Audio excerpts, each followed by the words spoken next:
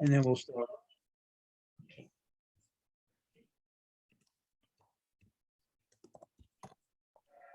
Okay, I'm calling the meeting to order and welcome you all to the March 2022 meeting of the Land Rules and Ethics Committee. And I believe we have a quorum. I'm just going to take attendance.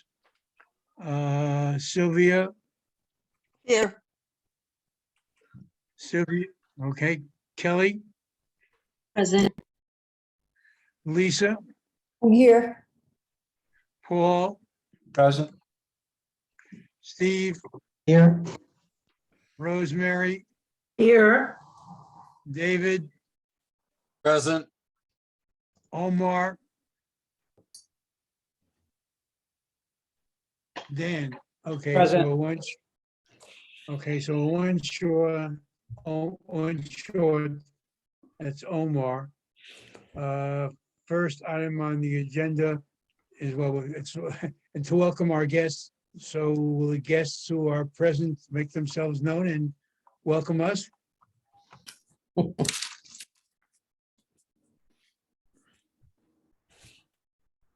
Anybody want to share their presence? Oh, so does that mean me? Yeah, okay, that means you. Oh, hi, I'm Karen Argenti. I'm just a member of the community watching the meeting. And welcome. And we have Leona. Yes, hi, sorry. Sorry, my name is Leona Tedden. I'm an applicant to the board. So I'm visiting the committees that sound interesting. Well, hope we don't scare you off. Margaret, Della? that's Margaret Delarice, yep. Great. Margaret Della, Community Board 8. Okay, and I think that's all we have as far as guests are concerned, and welcome to you all. So I'm maneuvering with this thing and getting myself more confused every time.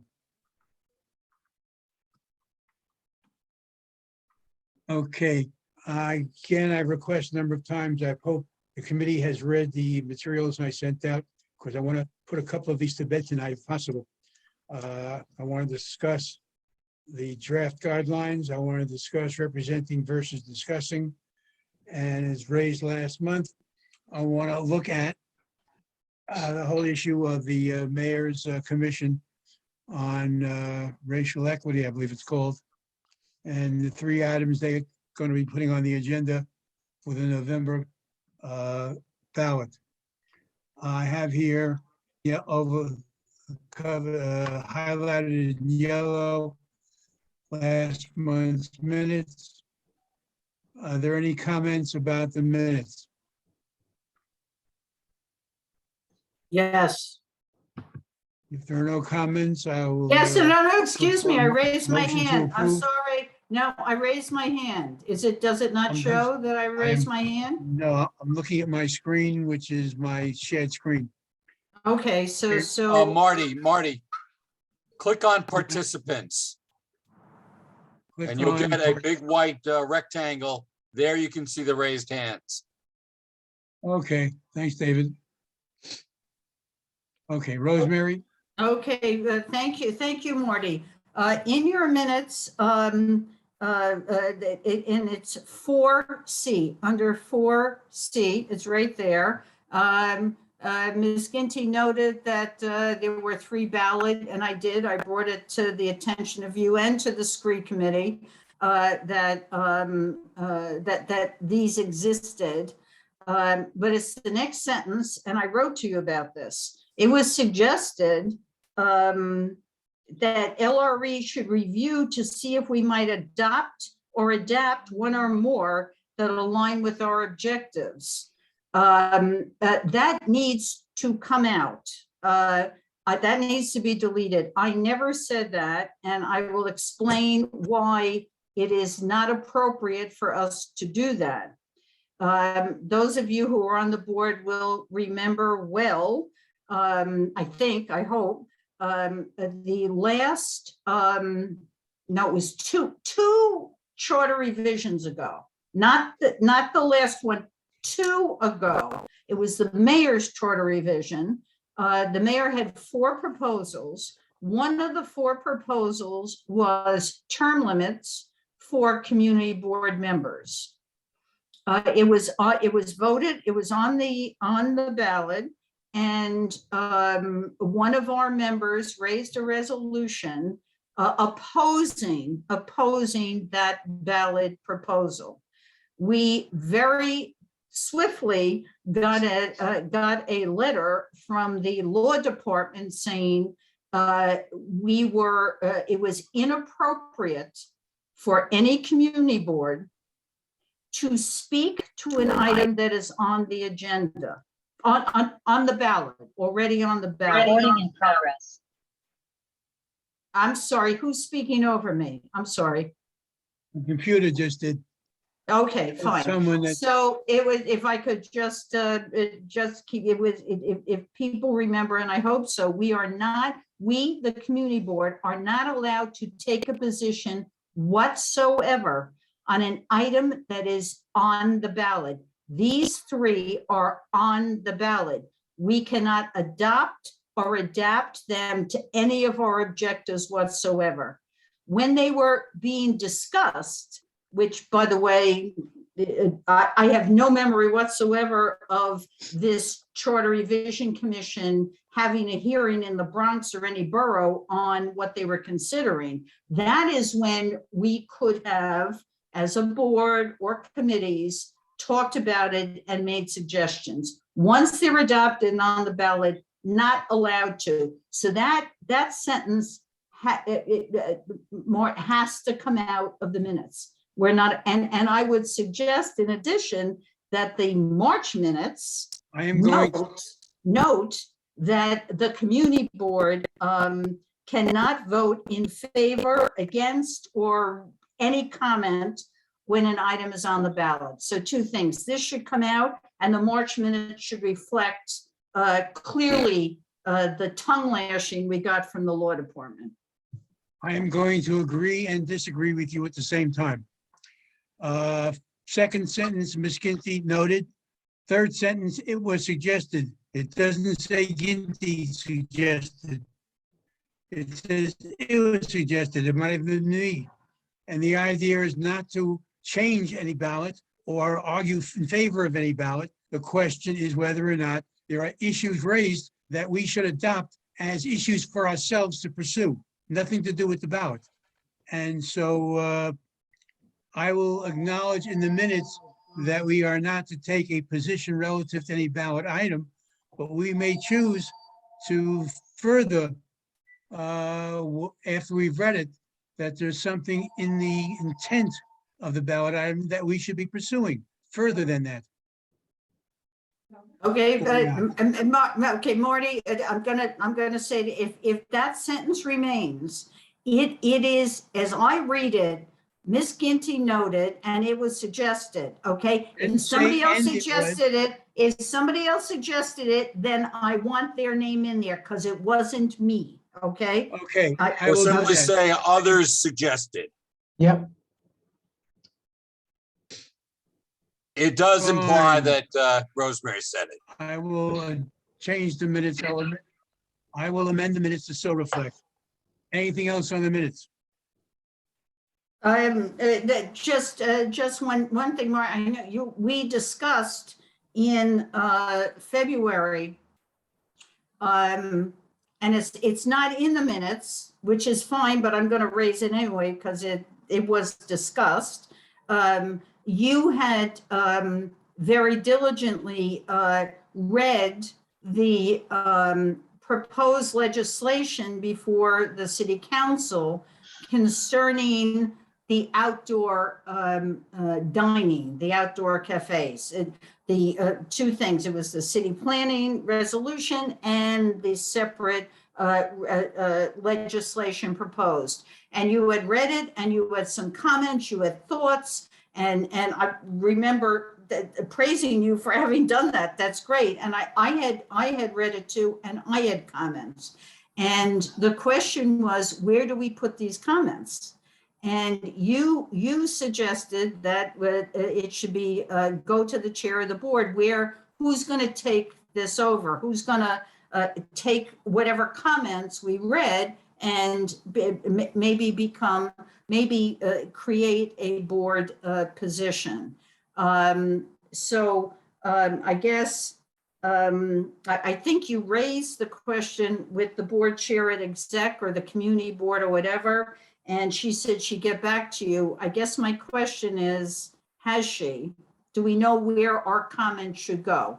This is a February discussion, not in the minutes, but it was discussed in February. Do we know where your comments, my comments, anybody's comments should go? At the moment, as you recall correctly, I raised it last week at the board meeting, asking her if she had made, she said she'd think about it. So the answer to your questions is no. I have no Okay. idea which committee is getting it. And I have no idea where to send my comments on the very issue. Okay, that's fine. I'm not suggesting that you put it in the minutes, but I do remember it was discussed, and thank you. Thank you. Well, I still have my notes, and when she decides which committee is going to be looking into that, and it'll be coming up a little later in tonight's meeting, when she decides, I will forward that information. Thank you, Marty. Thank you. Okay, motion to accept as amended. And I did the amendment while we were talking. I lost it. Where is it?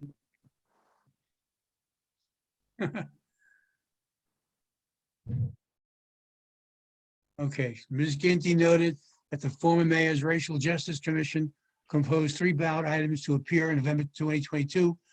Committee members suggested that LRE should review the items to see if the board might adapt one or more that align with our objectives. That's satisfactory? If you're, that's satisfactory, it clears up that I did not say that. I would just ask that in the March minutes, it be very clear that we're not allowed to vote on it. That's all. Fine. Any motion to accept as amended? Yes, me, Lisa. Okay, Lisa. Anyone opposed? So by unanimous consent, these minutes have been approved. Let's see. Marty, Steve has his hand up. Chairperson's report. Marty, Okay, got it. Steve- I can't Marty. see it. I hear. Okay, it's okay. Steve. I'll alert you to the hands, but Steve does have his hand up. great. Thank you. Steve? Just a point of information. I'm just curious, what is the source, Rosemary, or if other people know, what's the source of the prohibition on the board taking a position on charter proposals, charter revision proposals? Okay, I'll go back. No, I'll go back in time, Steve. It was. I do remember the issue. It is, and actually I suggested to Marty, he can get it from the board office. My files are outrageous, but it is a letter opinion, not a formal opinion, but a letter from the law department to all community boards. That's right. Yep. What we started sent a firestorm across the entire city. Right. And the law department sent a letter, a memo, to every community board. You are not allowed to voice an opinion at all on any item that is on the ballot. Before it's on the ballot, you can take any position, your board can review, but once it's on the ballot, community boards are cut off from taking a position. Did you remember that? I mean, Yep. maybe, actually, Marty, maybe we should ask the office to dig up that old law department finger wagging to us.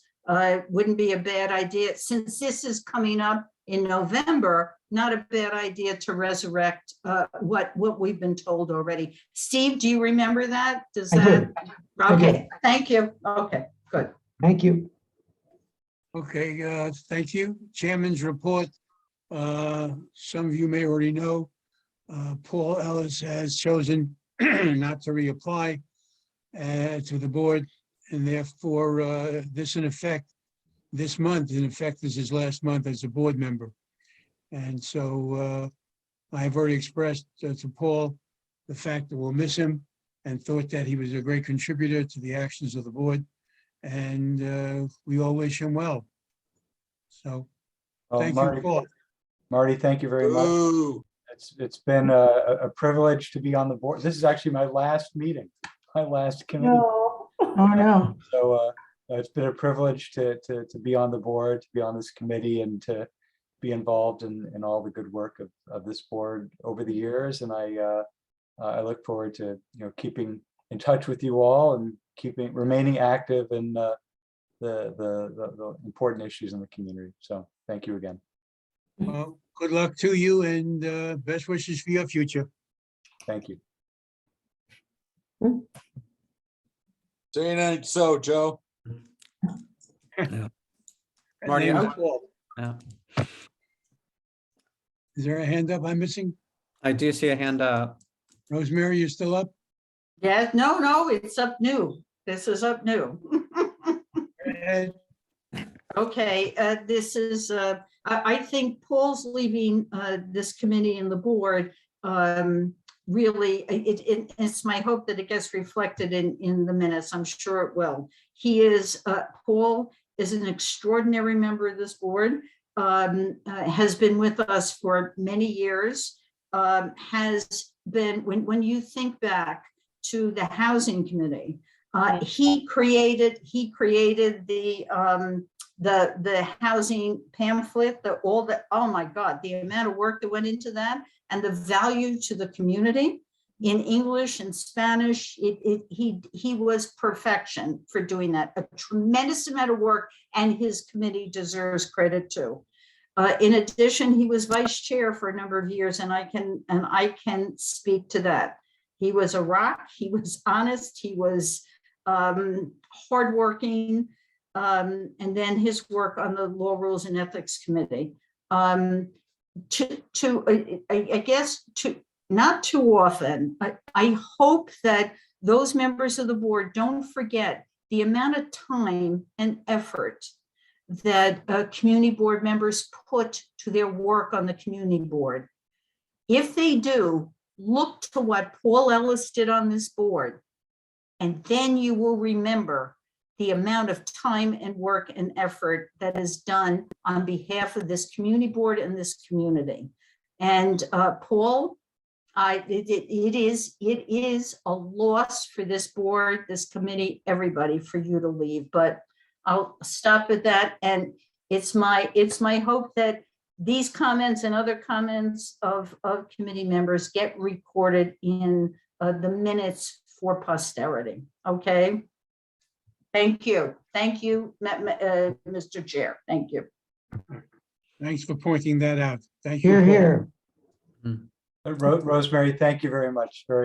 Those are very kind words. I really appreciate it. And it was a privilege to work with you as in many capacities, but especially as when you were chair and I was vice chair. Well, we'll miss you. Thank you for everything you've done. Great counsel you've always given. Thank you, Lisa. Likewise. Moving on. I sent each of you a communication that came from the Borough President's office wanting to remind us of the rules concerning anyone using their position as a community board member and running for office.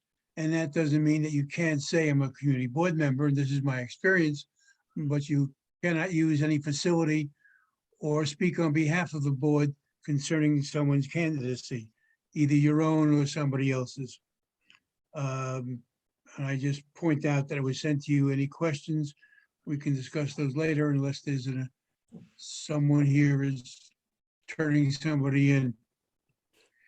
Then the issue that keeps annoying and won't go away, though we try. Camelia is still hung up on the meaning of the the governor's change concerning when and how soon minutes and resolutions must be made public.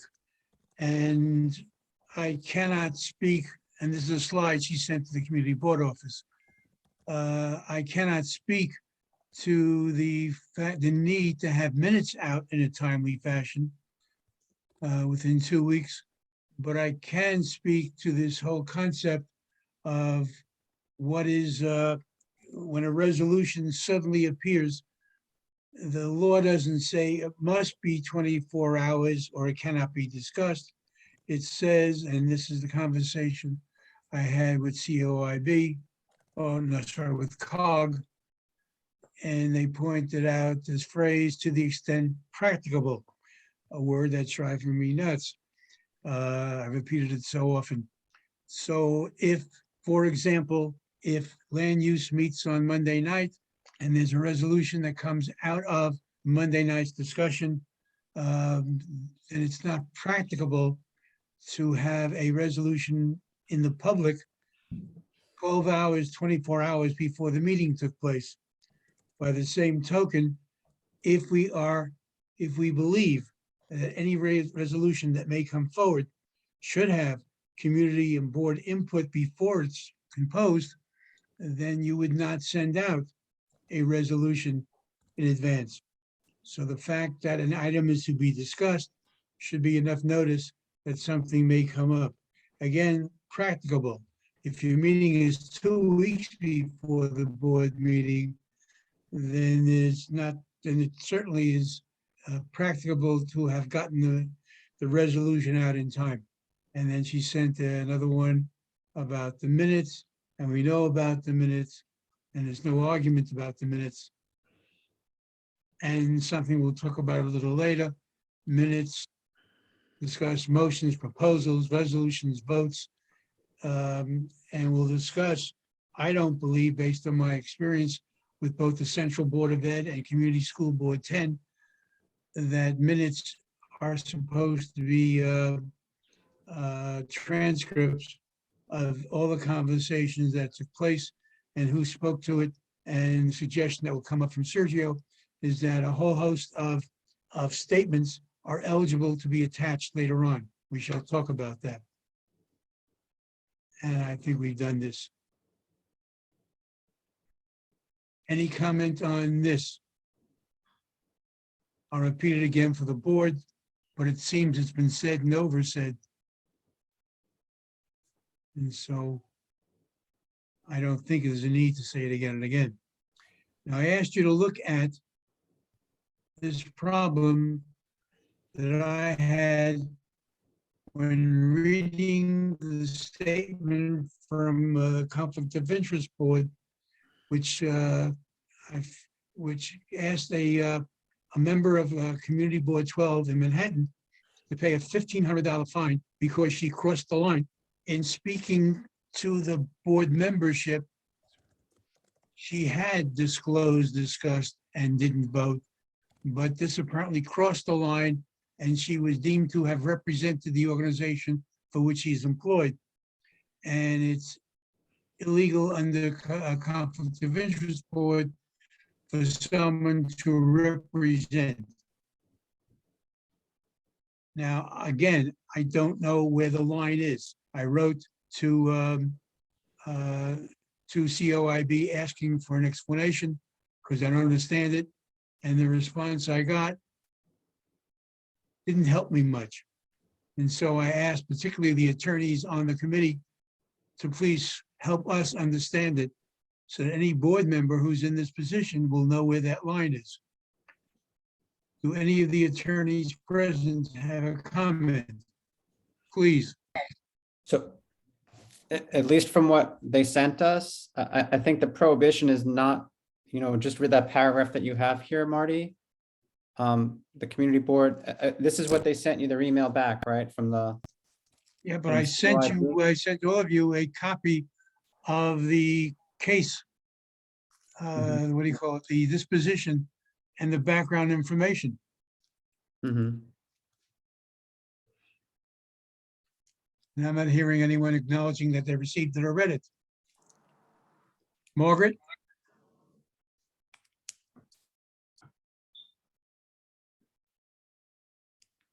The hand went down. Margaret? Sorry, just trying to unmute myself. So, I mean, I guess the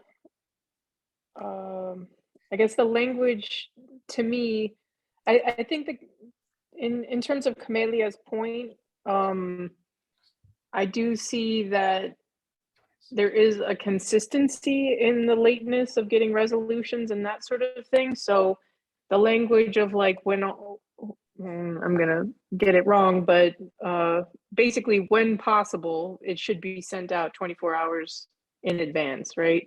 Or when realistic Correct. or anything like that. So if it's consistently that we're sending out information late, you know, I feel like, and the attorneys will, I'm sure, correct me if I'm wrong here, but to consistently state that it's improbable for us to be able to send out information 24 hours in advance, you know, I just think that it's, that's something for us to consider. The other piece, on the, I guess it's a question for board members who have just received or re-received the guidelines on elected office and sort of the parameters. What will be the implications for board members who are either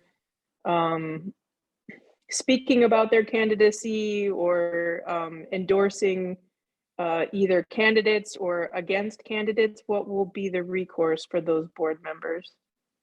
What in the guidance that was provided, what's the recourse? Well, the recourse is either being removed from the board or paying some kind of fine. And is the board aware that action has been taken, or it's just something that takes place between the individual and the borough president's office? Because I think The we've had some matter- people walking pretty close to the line. I'm just curious what the line is and when we know, you know, that we've collectively crossed it. Have you seen the material from the borough president? I have thought it was not. sent to the entire board. I'm sure it has, but in the last couple of days, I have not been able to review it. I thought it went out last week or the week before. I will get you the information, and at the moment, I could look it up, but we'll get back to this. Just be aware, and we'll all be aware now, that if someone speaks on behalf of a candidate at a board meeting or uses board facilities in any way, this is a violation. It should be noted that a couple of years back, a deputy borough president from the Bronx was charged with having done exactly this.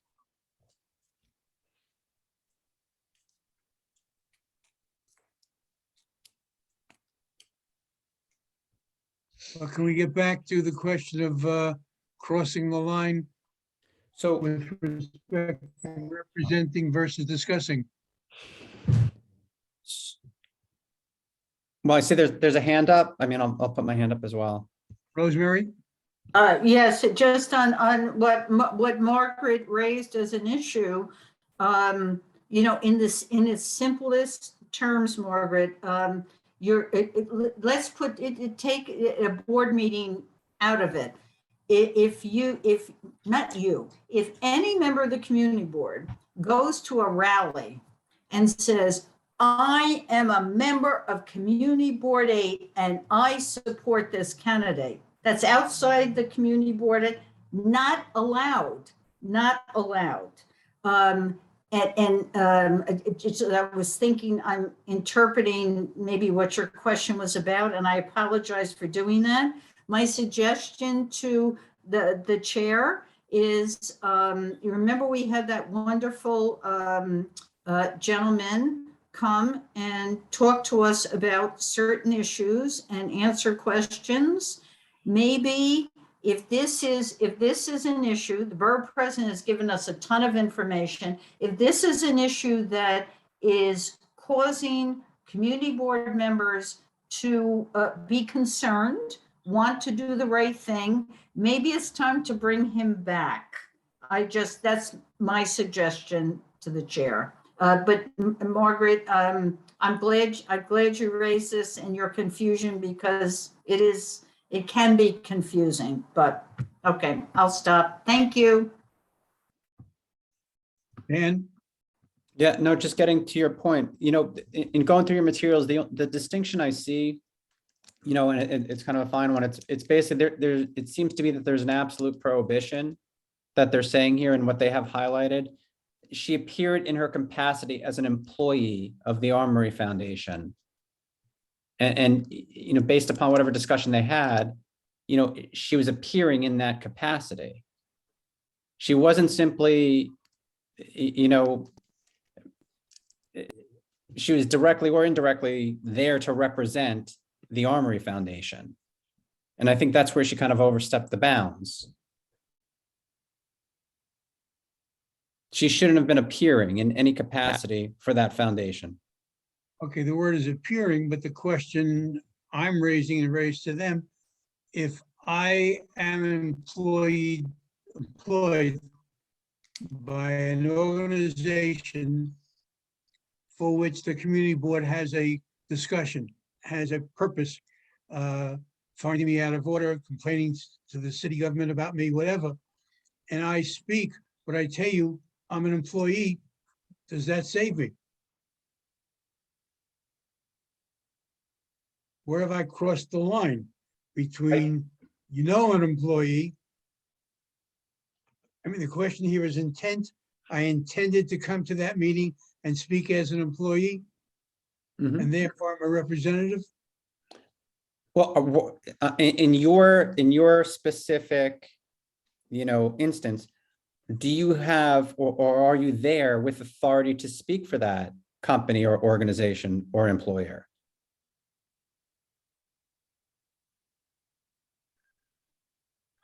That's an interesting difference. Okay. Well, we have I'm going members of through our what- boards for whom there are these kinds of conflicts. We have a number of people who belong to these kinds of organizations who stand up and say, I have a conflict, I'm present, ineligible to vote, but I feel strongly about X, and they're free to do that. Aren't they? It would seem like they are. Marty, what are the 3 Ds? Discuss, disclose, discuss, don't vote. I think that's what she probably did. I'm thinking she did too. It's presumed here the entire board knew that she was an employee of the Armory Foundation.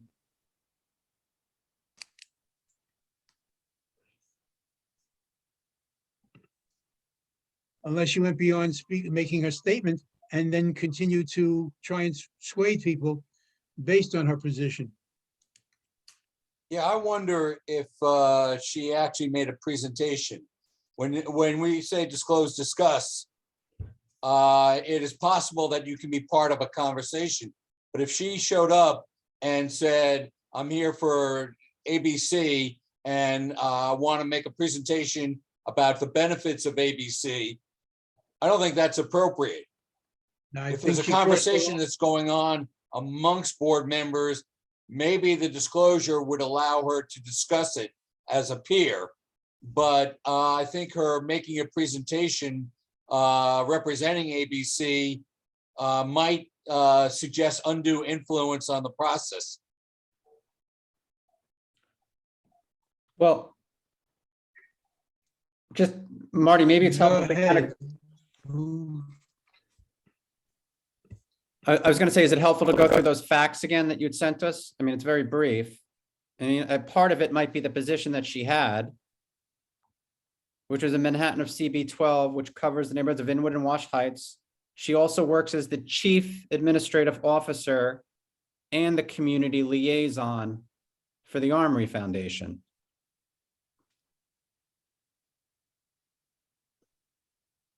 The question here is whether or not she's a primary beneficiary of what she is discussing.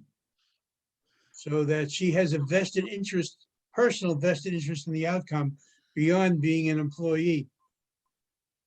But I don't understand if the 3 Ds are disclose, discuss, don't vote, then again, unless it was a secret, even if she earned a salary from the foundation and the foundation was poised to be interfered with, restricted, scrutinized in a way that she didn't want, as long as she identified her interest, seems to me that she would be okay.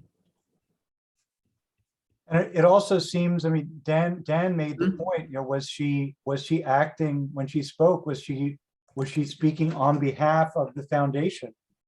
I mean, was she authorized to speak on behalf of the foundation, or was she just, speaking as a board member? And the facts don't really make it clear, I think. No.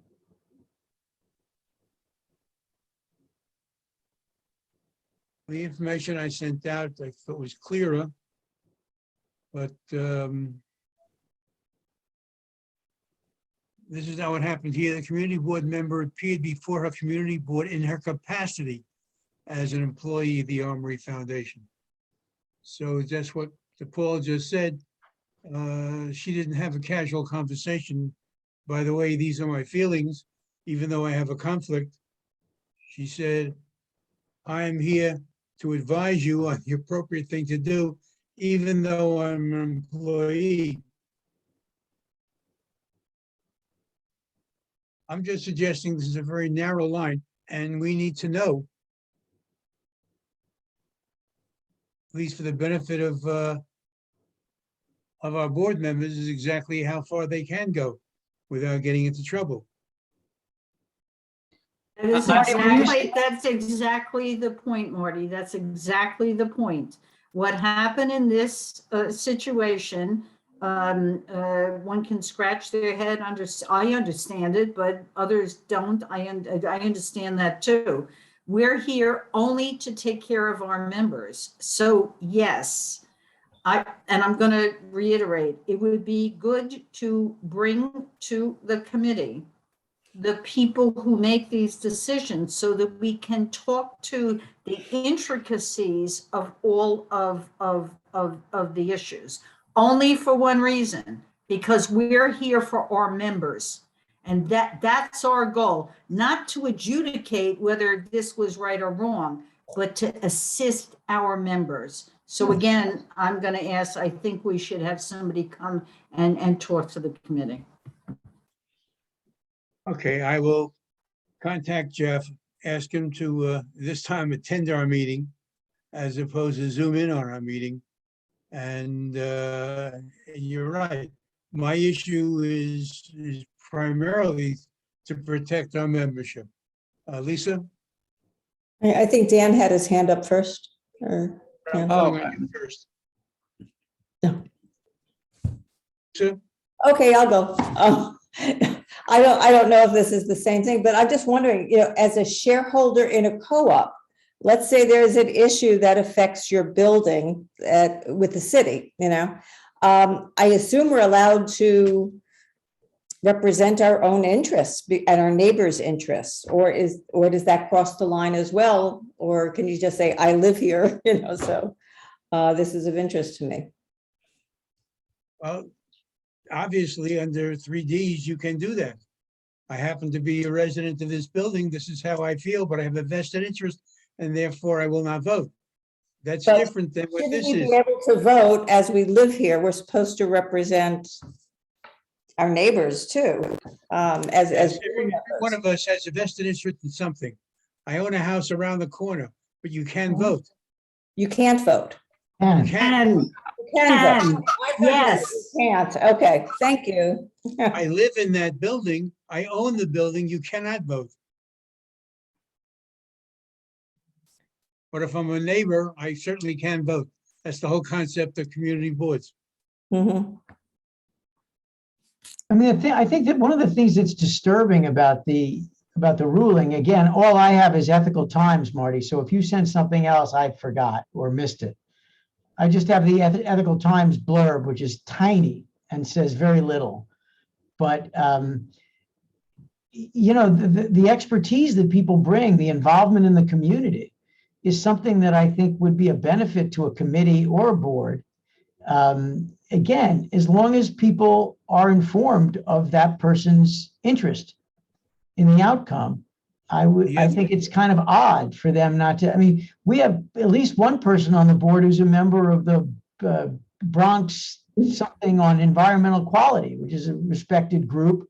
And, you know, I think Karen is a member of this group or founded it. And that dovetails with a lot of the time with the work of the Environment and Sanitation Committee, but we wouldn't want those people to be silent when issues come up that are common. I think the line is drawn at financial interest, personal financial interest.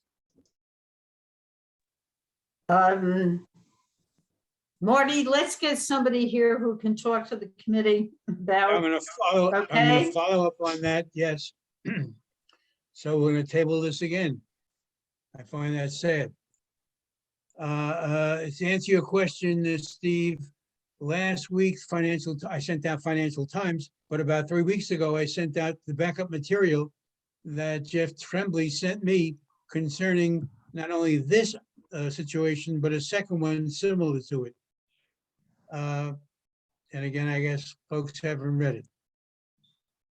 Okay, having said that again, I don't think we got those things that you asked the board, the office to send out. I didn't. well, I know I was on Tanya on this, and I know she sent it out. I got them and I did have a chance to read them. So I know at least I received them, so. Okay, the ballot questions, which so much excites Rosemary. 3 ballot questions.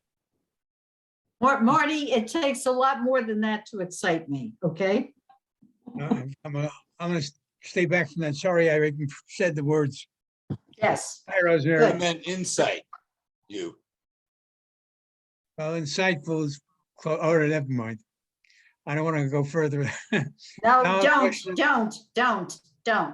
You made a mistake, step back, go forward now. Mhm. Ballot question, I'm trying, ballot question number 1. Add a statement of values to the guide government.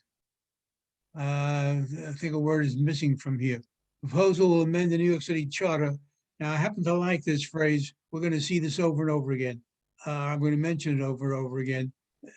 The city charter seemed to be the document after the public voted on it. Thank you, it's done. This is the charter. But month after month, the city council are voting resolutions to amend the city charter. So I'm wondering how this is so easy for them to do after getting a charter passed in the first place was not so easy to do. Amend the charter to add to a preamble. It says add a preamble, which would be introductory statement of values and visions to a just and equitable city for all. And then the question, shall this proposal be adopted? Now that Rosemary has got me upset, not sure we can discuss this. They want to establish an office of racial equity, a racial equity office plan and commission.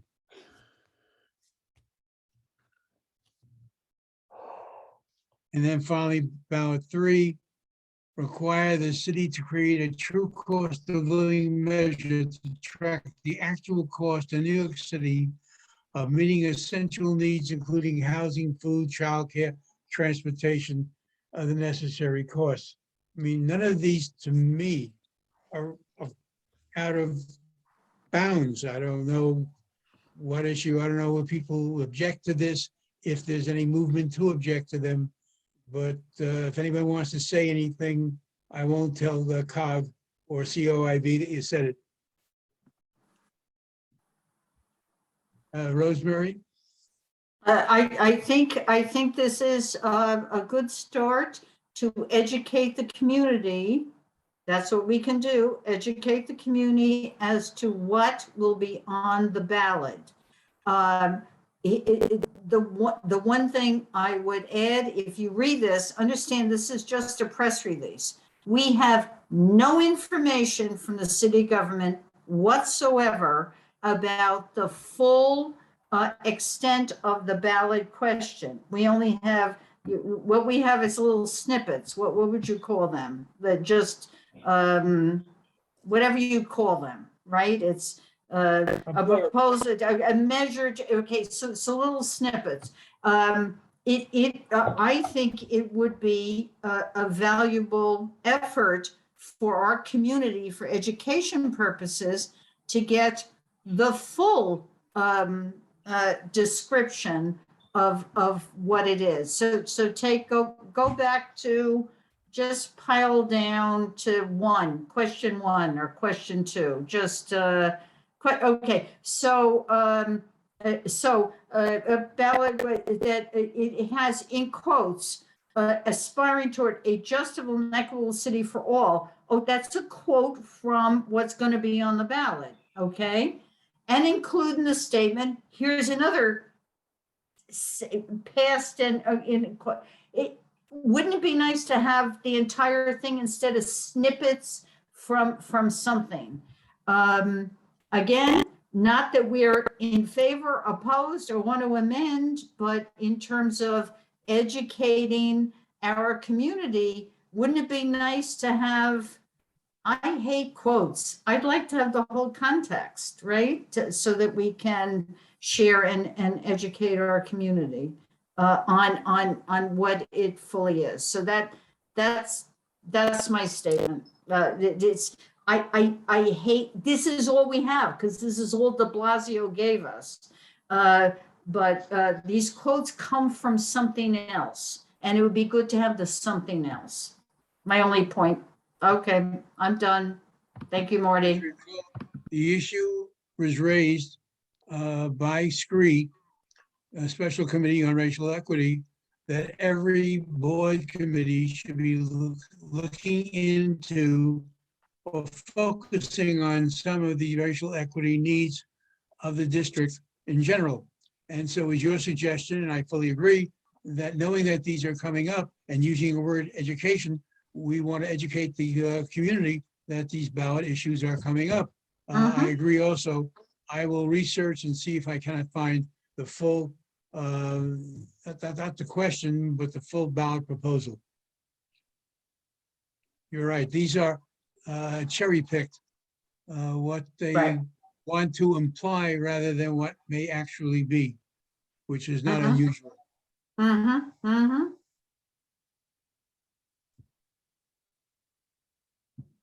Marty, they Okay, I'm gonna had, move. in your papers, it said that they were going to have a forums in all the boroughs to enlighten all of us as to what they really mean. That hasn't started yet. It's only March. We aren't going to vote on it until November. It depends on whether they actually put something in place. Correct. Okay, so I will seek to provide more information. And Marty, is Margaret Della still on the call? I think her committee had a speaker at their committee who was somewhat knowledgeable on these ballot proposals. Margaret, is she still there? Yes, I'm here. Oh, so Margaret, you had a speaker that was knowledgeable about these and spoke to your committee. Would that be helpful? How do we, was it helpful? Okay, I'll stop. I mean, yes, she works for the commission, so she was speaking just on a personal position. So she walked through some of the proposals with us at the last SCREE meeting. But with the administrative transitions, we haven't been able to get anyone from the committee or from the commission itself. But we certainly could.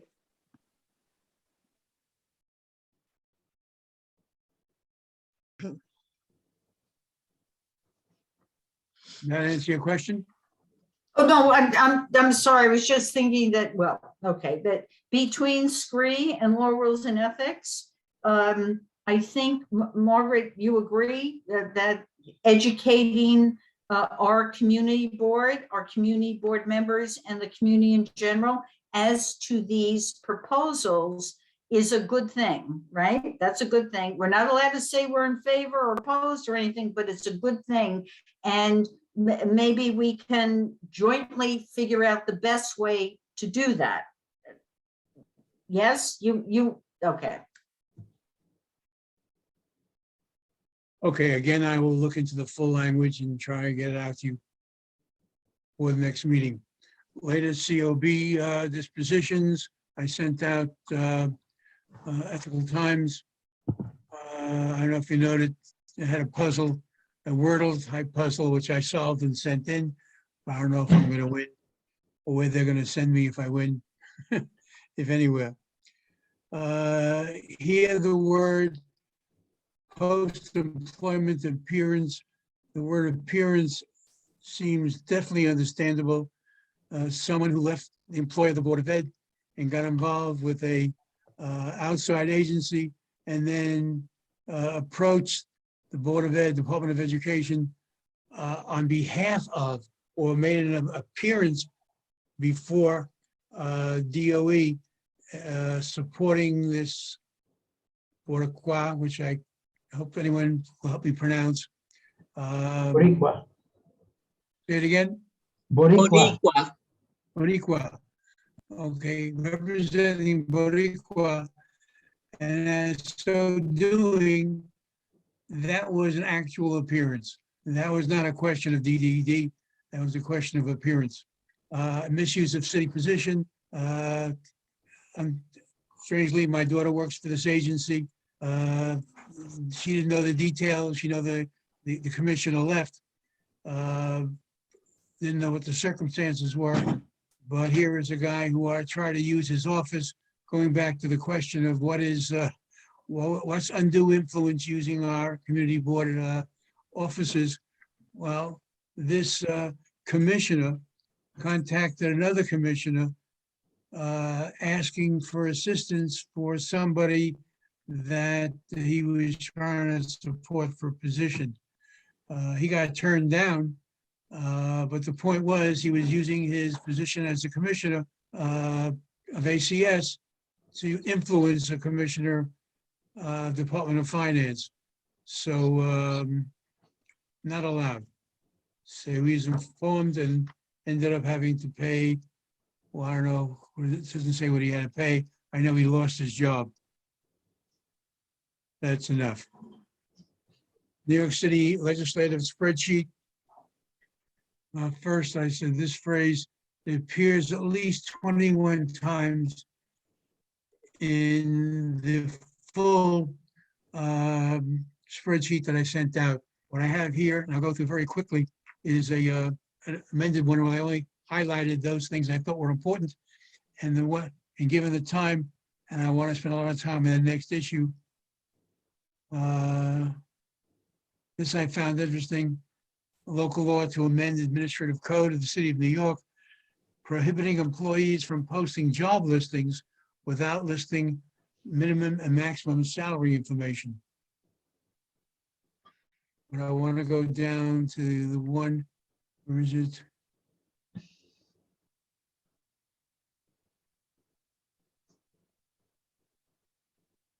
I don't see it, but there are 3 lines here dedicated to the question of outside, this one right here is for an education. Sylvia, I didn't know that was required to separate out dyslexic kids within certain districts. I thought the movement was to try and integrate kids, not separate them. So there was something else about asking here, right here, asking the governor to sign a bill authorizing courses of study in Holocaust within the state. I thought that was done in the city years ago. So I don't understand that one at all. Where's the one I was looking for?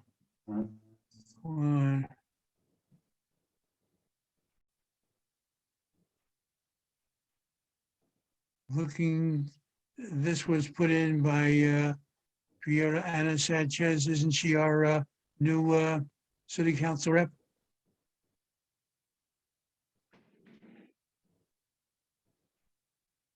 Wow, where's the one I'm looking for? I think you just had it. No, there are 3 of them. 2 were already enacted. No.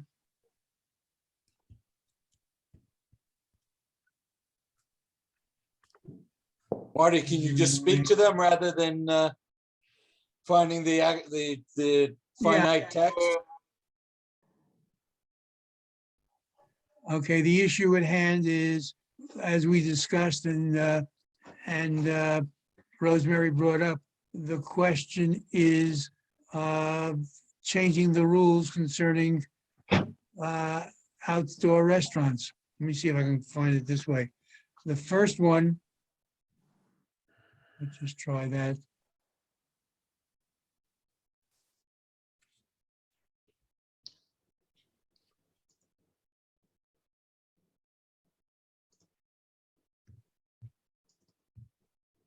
I'm not doing well. Okay.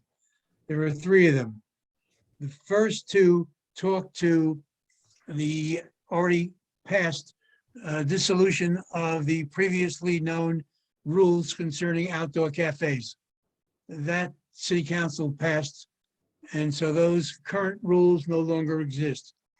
The second one, I don't remember immediately offhand the exact wording, but the third one is the important one, which is the one that we're still concerned about. But what are the new rules? Oh, I like this one. Public urination is no longer a no longer a minor offense. They're not going to be looking, it is a minor offense, they're not going to look into it and amend the city charter. Eric Denowitz wants to amend the New York City Charter so that the ballot proposal and referenda in the voter's guide are now, should include non-municipal offices. I'm not sure exactly what he has in mind. They want to change the name of Rikers Island. I have no idea who Riker was or what's wrong with an island. I'm sure I can't find it. But again, there are 3 of them, and I'm just, so if you look through my color-coded, you'll come across it, or try what I just tried to do and didn't do very well because I'm terrible on the computer. RESTAURANT, restaurant. No, that's not it. Okay, end of discussion. But let's get to what I hope to spend the most time on. And that was this idea of rules.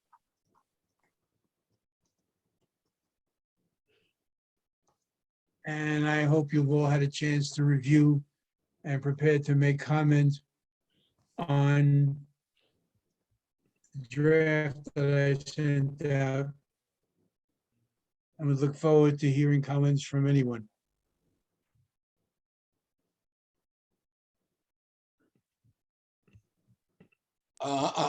I'm sorry, Marty, you've lost me now. What exactly are we addressing right now? I'm ready to scream.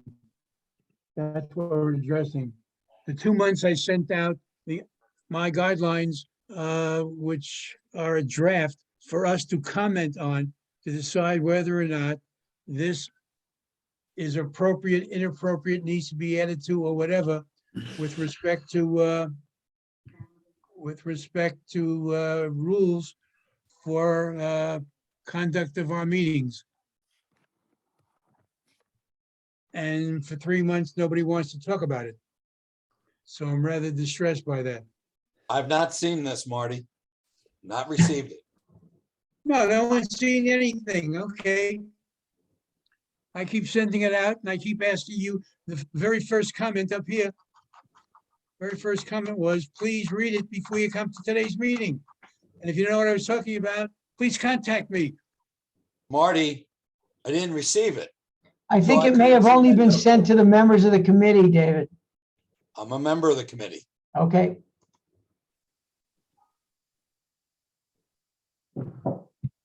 Anybody see the agenda with this note on top? yep. Well, Marty, so I'm sorry, go ahead, David. No, go ahead, Paul, and I'll follow up right after. I mean, look, I have a general comment that I've made before that, you know, it again, you know, the committee will choose however it wants to go with this, but I had felt that it might be useful to provide, you know, at least a basic set of rules, you know, that committees, the committee chairs don't need to use them, but, you know, a template that they could choose to use, that would be, you know, set up by this committee. So there's something that they can say, okay, we're using, like, you know, the standard rules is whatever. I mean, wherever it appears and however it's, you know, so that it seems to me that if we provided something, it would be more likely that there would be some rules that would in fact be put in place instead of just sort of ad hoc, or I fear that at times it just wouldn't happen at all and no rules would be established. Does item number 2 reflect any of that?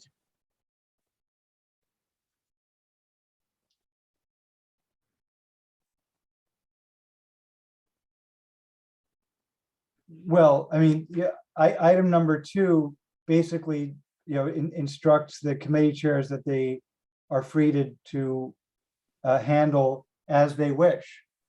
I mean, look, as a practical matter, do we believe that at the start of each meeting, the chairs are going to go through and identify, okay, here are the rules that govern govern this meeting?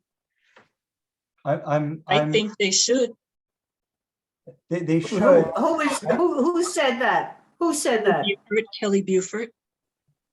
Okay, thank you.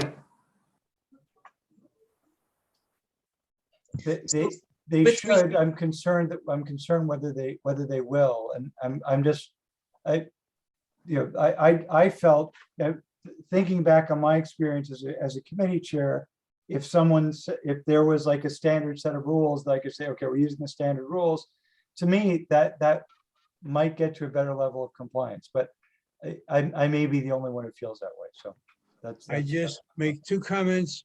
First of all, this first paragraph, this came from the Committee on Open Government, which strongly recommends, I like the word strongly, which recommends that all public bodies have a set of rules. And it's important for us, and it's come up a number of times this year, that when community members come to a meeting, they ought to know if they can speak, when they can speak, how long they can speak. And that should be announced in advance, and that everyone be treated equally. So some people don't speak forever because no one set rules, and others be shut off or shut down. So I've tried doing this, and I know I sent it out, and I know because I saw it when Tanya sent it out, and I'm terribly distressed that I'm talking to myself right now. Marty, Yes. it's Kelly. with respect to item 2, if you can scroll up, please, so I can see it on your screen versus on my screen.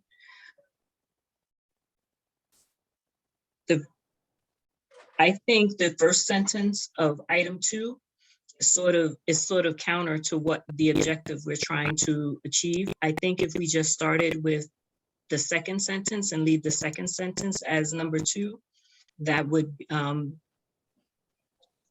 get us to a better consensus among the chairpersons, because chairs are going to, everyone is an individual, and they're going to run a meeting based on their own style, because everybody has a different personality, right? And they know their own cadence. But I think leaving that in, the first sentence in, is actually counter to what we're trying to our objective. I'm not sure I fully understand. Well, if we're saying committee chairs run meetings in their own style, that's a given. We're all individuals, right? Correct. So I don't think having that sentence in there adds any value to what we're trying to do. I think the The reason second sentence in that paragraph, I think that it would just be fine to start with that these are guidelines offered as suggestions.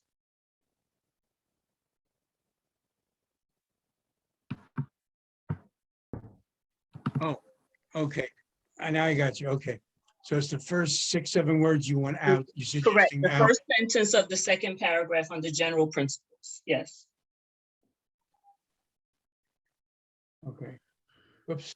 No, wrong sentence. My mouse is alive. Sorry.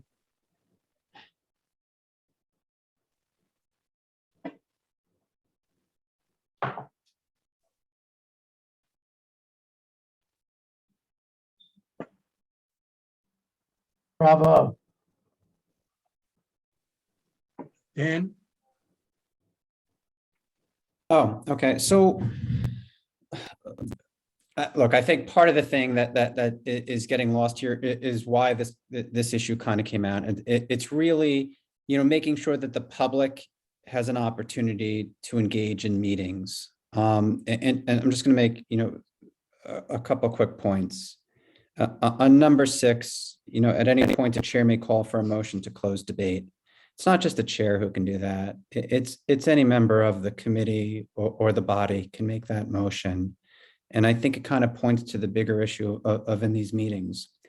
While the chair certainly lays out the agenda and the chair is there to kind of guide the meeting along and keep it moving, it's really the body that controls, right? It's the committee members. So if the committee members want that debate to continue, the committee members can keep that debate continuing by a vote of the committee. What we're really looking for, and number 5 kind of brings out, we're looking for people to be treated equally, fairly and equally. And quite frankly, for private agendas of any individual running a meeting to be set aside. I think where we get in trouble the most, and I could certainly say, I've probably been there over the years myself, is that when one chair is passionate about a topic, sometimes they end up debating with its members rather than guiding a meeting along. And I think that's probably some of the things that we need to get out. Look, I've done it myself. And, I over the years, I've tried to get better with it and just let the meetings go. But it's really that equal treatment in meetings, and really chairs understanding their role is to guide the meeting along and to bring debate out. And I think if we're going to put out guidelines or rules, those are some of the things that we really need to get out there. These principles. It's the committee that controls, not the chair. The chair's role is to guide the meeting, not to set out a private agenda or to debate members. Get the topics out there, let people speak. Those are the things that I really want to see. And that the committee, the body always has the power. It's not the chair. And I'll end there for now. Rosemary? Oh, am I next? I thought Camelia was next. Okay. Let's see. just to comment on some of the things that have been written, the committee meetings should not be personality driven. It is not that committee chairs should not run the meetings in their own style. That is not what they should do. They need to abide by Robert's Rules of Order. And maybe that's where we're failing. Maybe we have not, the Law, Rules, and Ethics Committee, done a better job in describing Robert's Rules of Order to whoever becomes chair of any committee. That is what needs to govern. So you take, for instance, the last point 6. At any point, a chair may call a motion to close the debate. First of all, the chair of the committee should never be the person who makes the motion to close the debate. Somebody else should be making that motion. And that motion, now let's look at Robert's Rules. That motion is very, very significant. Even Robert's Rules says closing a debate is a big issue when it comes to public meetings. And they say it takes a 2/3 vote. We know we're not able to do 2/3 vote, but it is a significant, significant vote to close debate. The chair of the committee cannot do that. It is up to the committee. So I guess I go back to maybe we are not doing a good enough job to train committee chairs as to what Robert's Rules of Order are, because if you just hug and adore Robert's Rules of Order, every meeting will be fine. Everyone won't Nonsense. be happy, but they will be fine because they dictate an organized meeting. So thank you. I'm done. I can't disagree with you more. Robert's Rules Okay, is an great. assist. Okay. It's not the Bible. It doesn't tell you what to do and when. It helps you to conduct an even meeting. Camelia? Yes, I mean, honestly, I just wish Dan would be recorded in perpetuity and somehow transcribing in these things, because it is true. Oh, Marty, by the way, you're never speaking to yourself. I'm paying so much attention, like you have no idea. Dear all, I mean, this issue is very relevant because there are members of this board that are full members of committees that feel like they are barely able to even speak. They're like, I am supposed to be extremely grateful for being awarded a chance to ask a question.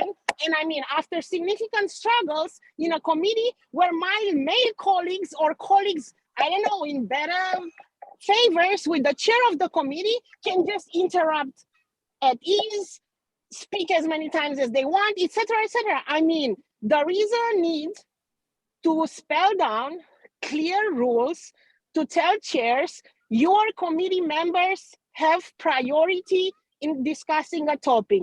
Second, community board members also present have second priority.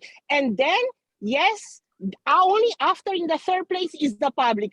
I'm begging all of you to please review those slides that I sent to Laura, to Bob. Martin, I know that you are there on the state presentation on open meetings laws. They very clearly articulate that the public is there, yes, and has the right to take a position, but this is a committee of the members. I went to a committee meeting where the excuse that was given for forbidding me to ask a question as a full committee member was that, oh, the chair thought he was at a town hall. He was not at a town hall. He was at a committee meeting. I'm entitled to engage in fact-finding. And Marty, you have a paragraph somewhere where you kind of drafted, maybe not what we have now in the screen, but you kind of drafted the expectations. Dear all, please put something in writing and please educate the board chairs that they have to treat everybody equally, because everybody does not feel like they're being treated equally. This is important what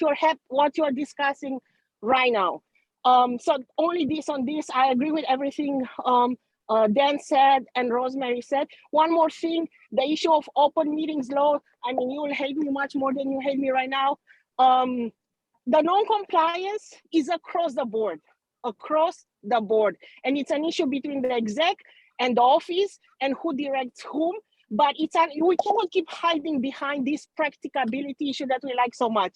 I mean, it's one thing that it's not practical once, twice, 3 times, but continuously somebody will come and call us responsible. And I want to raise everybody's awareness on it. I mean, on this meeting and then on all future meetings. Thank you so much. Karen, just point of information, Camelia is not a member of this committee and I allowed her to speak. And so your premise in your email that no one else can speak at these meetings is incorrect. Case in point. Anybody else? Steve? Yeah, I just, I will admit that these have been circulated at least 3 times. You're right, Marty. And I've taken the opportunity during tonight's discussion to scrutinize them. And I think they come so close to what the practice that I've utilized myself when I've run meetings at the board, as well as what I've generally observed in board meetings. And I think that if there is a wish or will to do any sort of codification like this, I think these are splendid, especially the general rules with the cascade of preference for speaking and the like.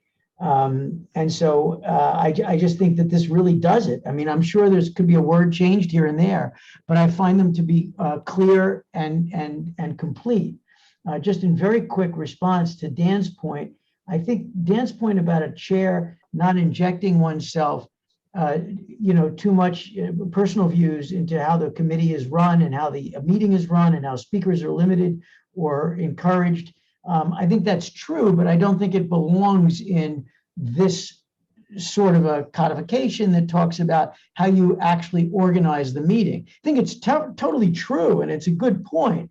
I just don't think this is the place for it. I think you're really describing how does one be a good chair of whatever committee, board, et cetera, if you're running a meeting.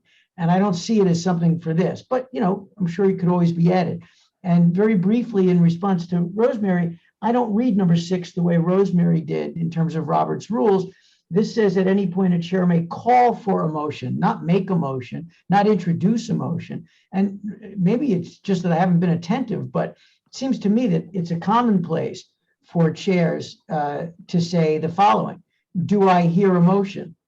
That kind of thing. And then if no one in the committee wants that to happen, or there's no second, or the committee itself doesn't want to vote by majority vote, that debate end, for example, then that's fine. And then we're back to Dan's point, which is the committee ultimately makes the final decision about things if there's disagreement. But in the first instance, in 95% of the cases, administering a meeting is not something which is up for grabs and votes, or else we would get nowhere.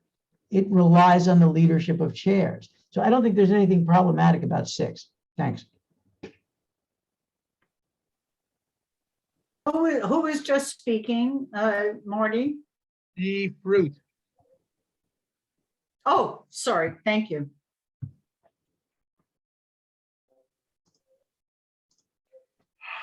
I don't know where we're going, if anywhere, with this tonight. But I thank you, Steve, for pointing out that it's been distributed more than once. Marty, I'm sorry. I just went through my files. David? I went through my emails. I have not received this once. I don't know whether it came from you or from the board office. Comes But from I the do- board Board office. office. It Okay, was sent out immediately after, a second time, immediately after the last board meeting, which is February 14th. David, if you search for Marty's name, you'll come up with the emails where the board office sends it on behalf of Marty Walpole. I will look. Thank you. And by the way, the February 3rd of 2022 at 12:49 p.m. is when the longer version, the actual decision was circulated with regard to that COIB thing. Okay, thank you again.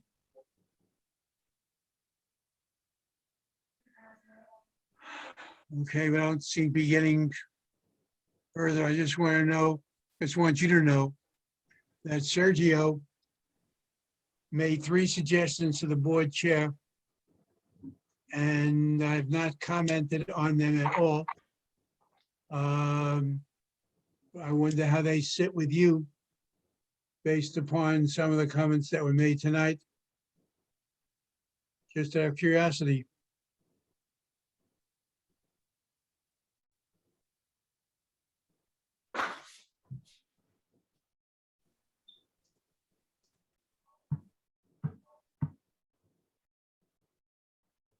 I've already noted to you, I personally do not like item number 2.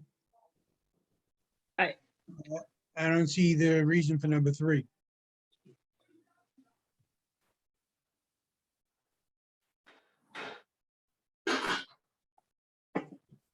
I agree.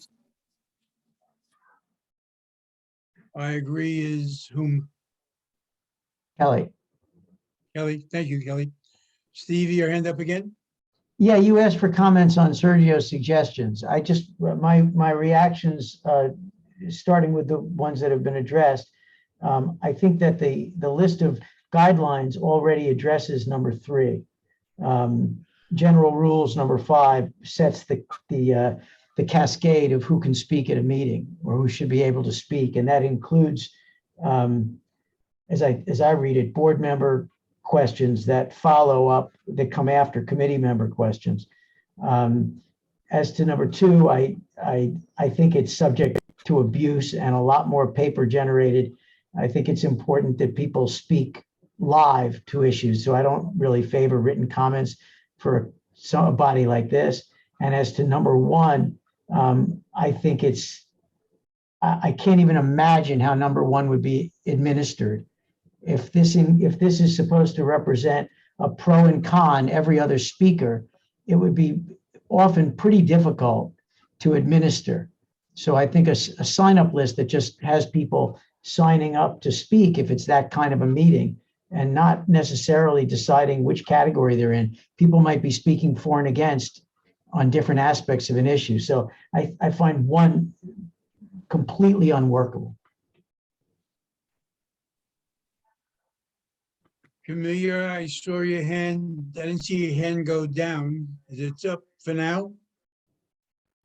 No, apologies. Okay, Lisa?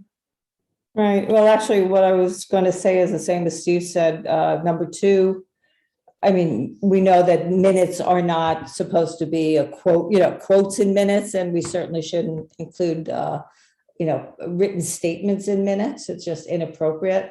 And it's like we could have a whole stack of papers with any minutes. And I agree. I don't know how you could actually make the pro and con format work in real life. So that's it. Paul? Yeah, at this point, there's not much more to be said because I agree with Steve and with Lisa, particularly with reference to point 2. I see that as being especially problematic. With respect to 1 and 3, I don't believe that's 3 is a matter, it's not a matter for the board to pass a rule. And 1, I agree is problematic, especially the types of debates that the types of issues and comments that we get. Thank you. Before calling on David, I just want to add to the concept. I've been spoiled when I worked down at Central Board of Ed. I used to go to Central Board of Ed meetings, and the agendas that were sent out for board meetings for Department of Education, Board of Education, were pages and pages and pages long with contract references and things concerning disciplinary action and other things that the Board of Ed was involved in. And so I say that took pages. You got a little phone book every month of what the Board of Ed agenda was. And when you got the minutes, it was on half a page. Items 1 through 7 approved unanimously. Item 3 approved 4 against, well, they were not members, 4 against 5. or 5 against 4, or that was the extent of the minutes. What they accomplished, what they did, no comments about who spoke and what they said. David? Yes, if we were to approach something like number 2 about written statements, they would have to be clearly identified as submitted after the fact by board member Smith. And were not part of the discussion during the meeting. Okay, thank you. Lisa, your hand is still up, or you have something else?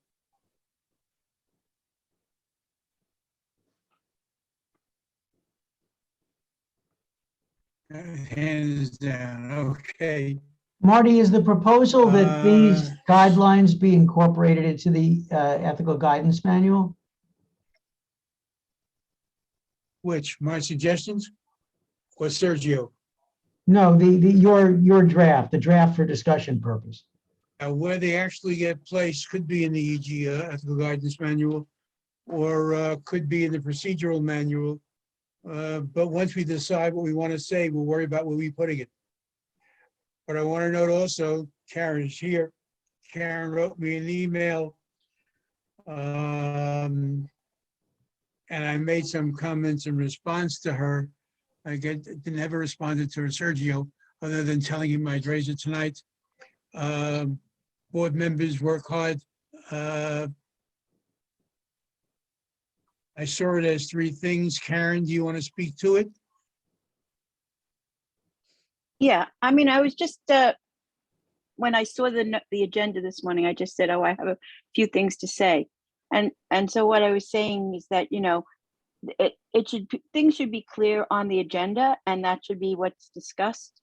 I mean, you're talking about resolutions, but from the committee's point of view, if people want to attend committees and speak, they really need to know what exactly is on the agenda. And that, you know, if there's any kind of new business, it should be brought up later, because nobody really knows about it, and it shouldn't be decided unless it has to be disposed of, like a complaint or something like that. And then I don't know what the third one is. Can you roll it down? Okay, that people should speak to the issues. A lot of times it's not even that the conversation keeps going, it's that they're just talking.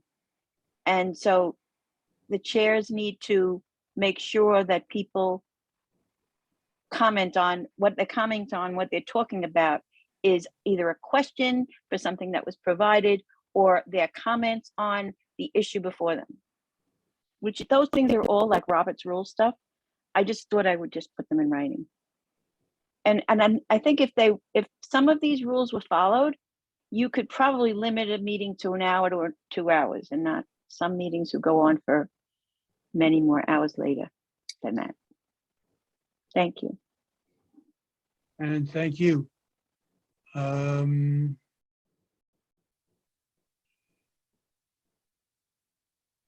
Okay, I'm gonna hold Karen's thing in the background for the moment.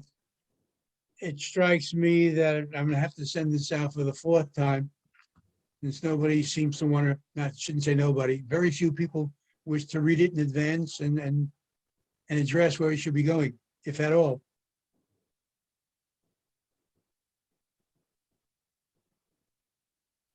Marty, it seems like a lot of people have looked at it now. Maybe we ought to think about a vote to see if we want to send this to the board to be adopted, if that's the right rulemaking approach. I ask that you not. I assure you, I've gone through my files now. I have never seen this before. I looked all over February 14th and 15th, see nothing of Marty. You and I can talk about this later or tomorrow, but there's clearly, I've never received this. Any of those 3 times. So hold on a second. Let's see. This was the March 3rd, right? At 2:53. Was that the one? LRE forward. Let me just see. David, are you in front of your computer? David? Gelman? He's muted. Oh, he's muted. Oh, okay. March 3rd at 2:53 PM was the last time it went around. David, I have like three. Hang email on, addresses. hang on. Let me just get to there. No, I was gonna just forward it to you. I have three email addresses for you. One has a .nyc, the other has. Dot a .nyc, dot .nyc. All right, so I'm forwarding you I'm the- looking at March 3rd at what time? 2:53 PM. Okay, there, I have nothing for that time. So David, I just forwarded you the email from that time. I don't know if you're in front of your computer, but if you could check. Yes, as I said, yes, I am. I'm looking at my inbox now. Okay. Though my guess is that it just came from CB8 with no addressees. That's correct. Okay. That's something that Marty, you and I probably should talk about with the office. Did you receive the one I just sent you? No. And I've just checked my spam folder as well. Yeah, so I sent it to the .nyc and to the .me. Okay, now I got something from you. 3 attachments.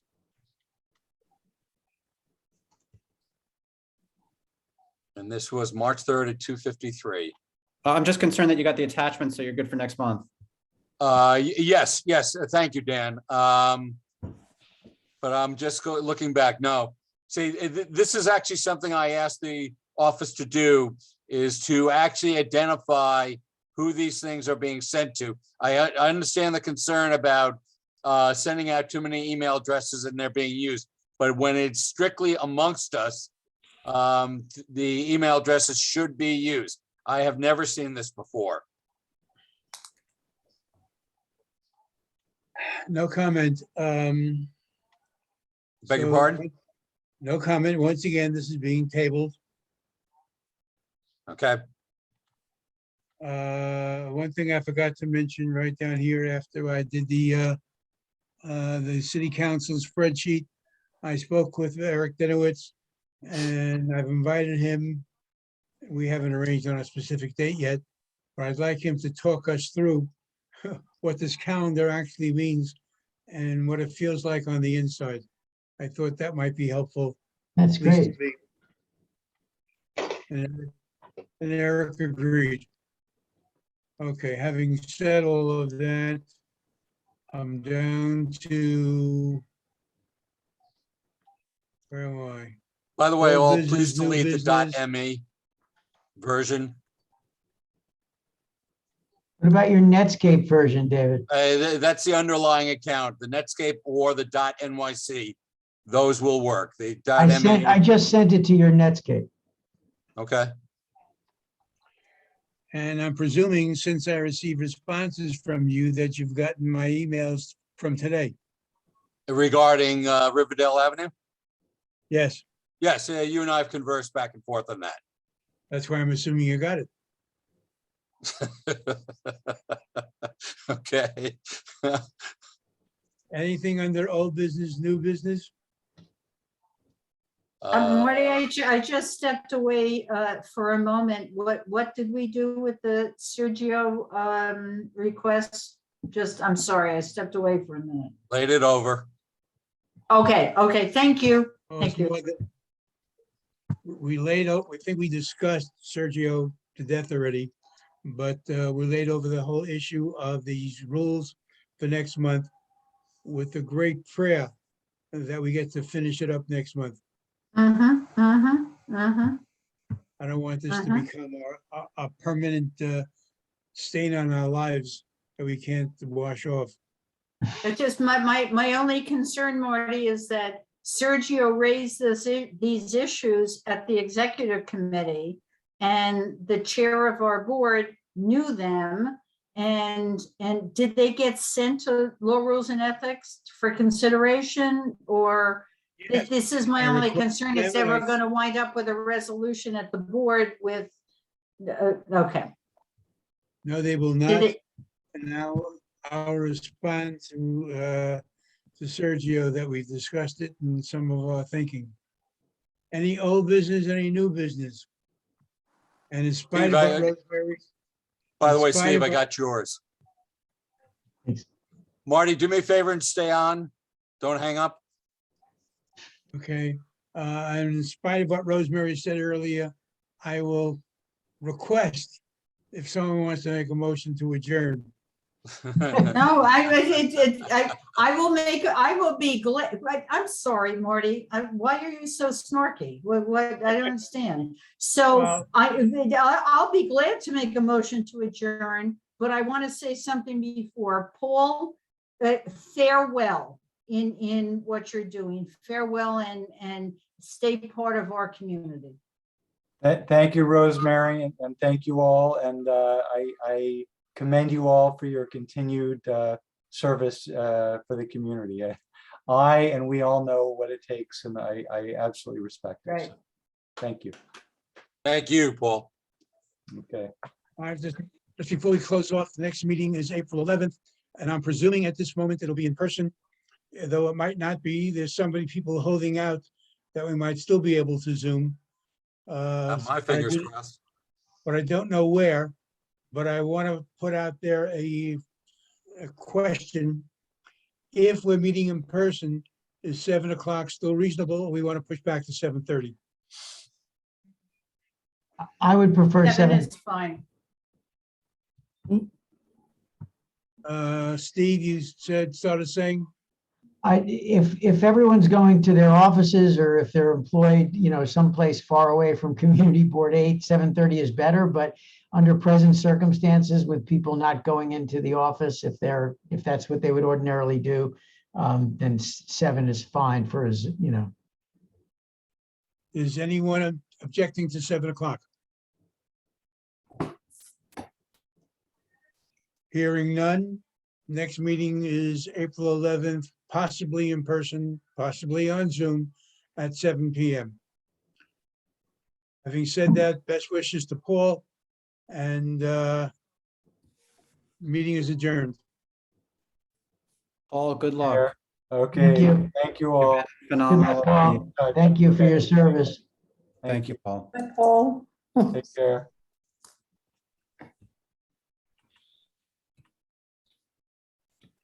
Marty? I'm still here. Oh, good.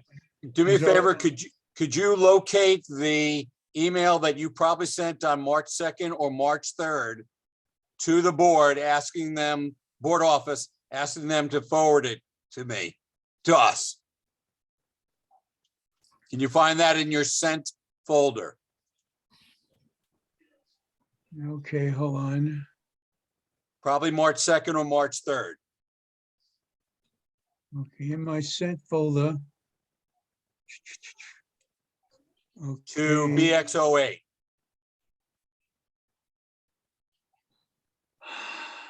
Let's see, two.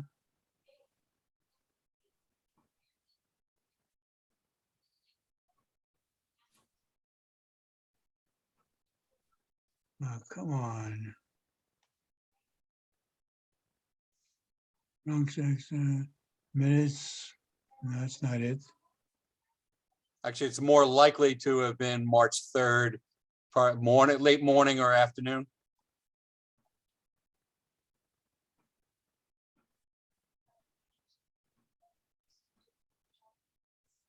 Okay. Attached distribution that was sent following February 14. I believe that it's self-explanatory to answer.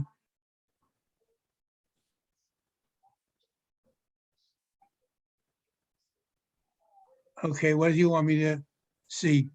The email that you sent to the office to ask them to distribute it to us. Hi, Kara. Attached to the distribution that was sent following my February 14th meeting. I believe it is all self-explanatory. To answer your question, the remaining item in the link is the mayor's commission. It's for the mayor's commission. Thank you. And then I know Tanya was going to be out for the vacation. I don't know her return date. Okay, and then there is the February 16th memo that I sent out at 9:50. No. On around March 2nd or March 3rd, it probably had a subject of material for upcoming LRE meeting.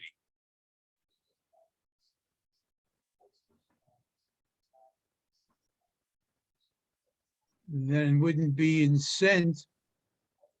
Why? Because you sent it to the board office, Okay, hold on. asking them to send it to us. You may have March sent it to 11th. Kira. Okay, March LRE agenda.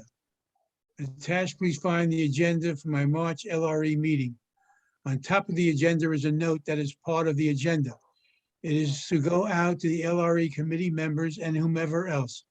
Indicates that I wish the office to resend the email that was distributed by the office following my February meeting. Among other things, it consists of material from COIB and the material concerning the November election ballot issues concerning racial equity. I would also like them to receive a copy of Sergio's suggestions for shortening the length of board meetings. Thank you, Marty. Okay, what is it you're looking for? Okay, so you didn't actually compose this email. You gave her general instructions, which seem to have been followed in terms of the attachments, but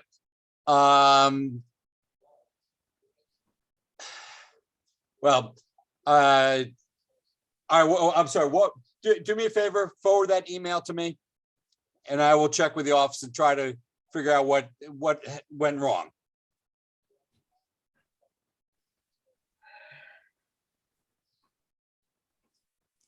And you'll notice that I'm still on the call, just so you know. It's Lisa. We haven't started talking about you yet, so you better be Well, careful. Yeah, well, I was wondering whether you were talking about a certain subject that came up briefly and is very important to me, so. All right, And if I I'll may sign ask- off after this and you two can If talk. I may ask, what is that subject?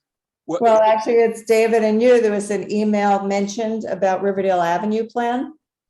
And David, I was going to call you about this, but who has the plan? I mean, Oh, time out. Marty, did you forward that email, the one we were just discussing? Did you forward that to me? Yes, I did. Okay, sorry. I've not heard of anybody having received it. I would imagine it'd be the board office and or Deb Travis. But Right. I've not seen it. and I had asked at an economic development committee when Riverdale Main Street Alliance talked and was there, as a speaker. No one said that they had it, yet we know that Main Street Alliance has it. And I didn't know if any of you through other connections had it. The elected officials said they don't have it, but our understanding is Main Street Alliance has it. So I don't know, apparently you had some conversation or something, just what I picked up on the subject. So, again, David, you were very upset when there were issues going on about Palisades Avenue because you lived right there. Yeah. Well, I live right here on 256th Street and Riverdale Avenue. So. Well, I mean- was upset because a working group was Mhm. established, and I'm the only board member who lives within a half mile of it. And I was expressly kicked off, yet two non-board members were put on, but we don't need to relitigate that one. Right, but so you can understand my position Oh, on yeah. Riverdale Avenue. That's fine. And, so somehow the city is speaking to certain individuals, whether they're members of TNT committee wearing a different hat or the same hat or. As far as I know, nobody on the committee or the board has seen this plan. I have not. Were there discussions with DOT? Marty, did you have discussions with DOT?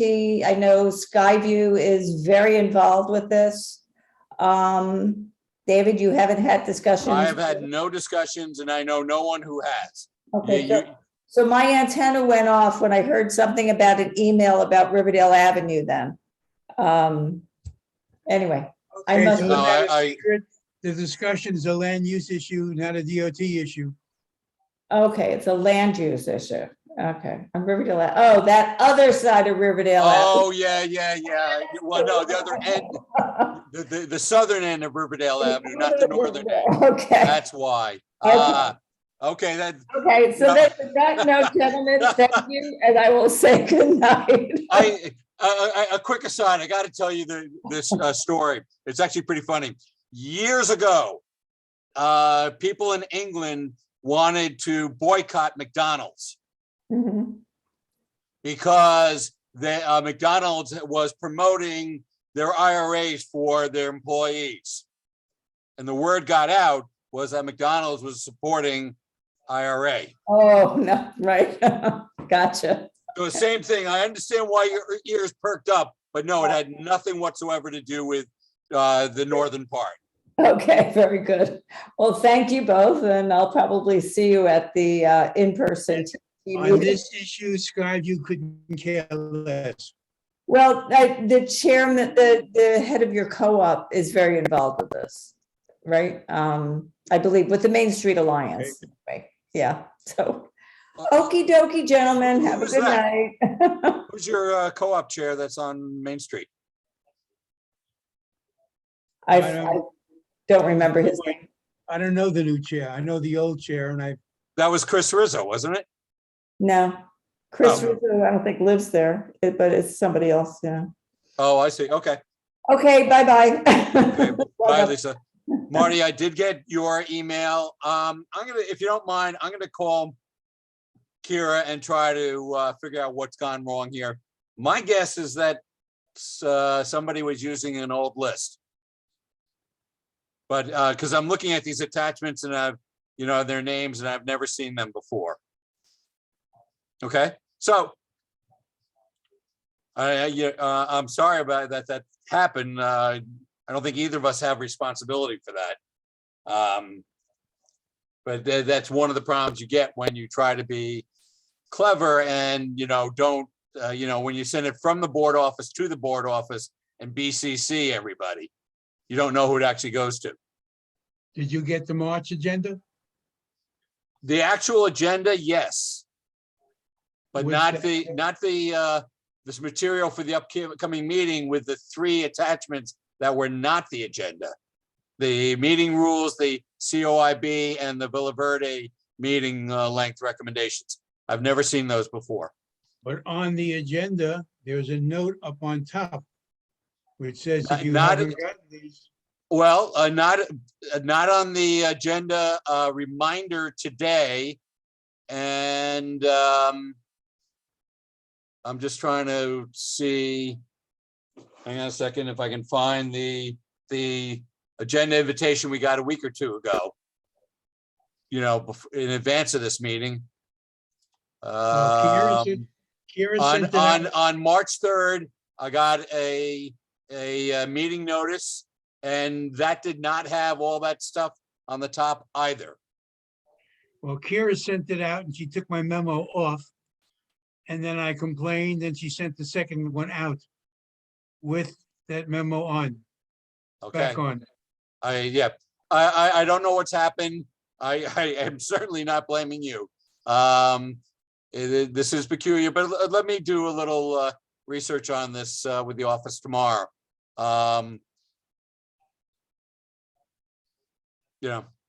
Hopefully we can prevent that from happening in the future, but I did make a point to the office a week or 2 ago to tell them to stop doing this BCC stuff, because it is dangerous. And I fully understand and respect the concern about not sending out everybody's email address, because that creates other problems.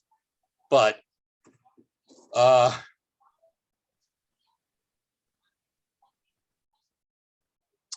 don't know. Well, anyway, nothing for us to do right now, but thank you for your follow-up right now. That was funny about the thing with Lisa. And I fully understand why why her antenna went up. That makes sense. Okay, All righty, so anyway, we're up on for 10 o'clock Wednesday morning, I assume at the Riverdale Avenue side. Is Mark going to get us up to his side of things? I haven't requested him to do that. I haven't heard from Chuck yet. Well, I think he was coming back tonight from Florida. Yes, I think it would be good if we had the uphill view. I mean, if we're gonna be there for an hour, You may want to talk to Mark and see if there's a way we can get up to the top of the hill to see what's going on. Okay,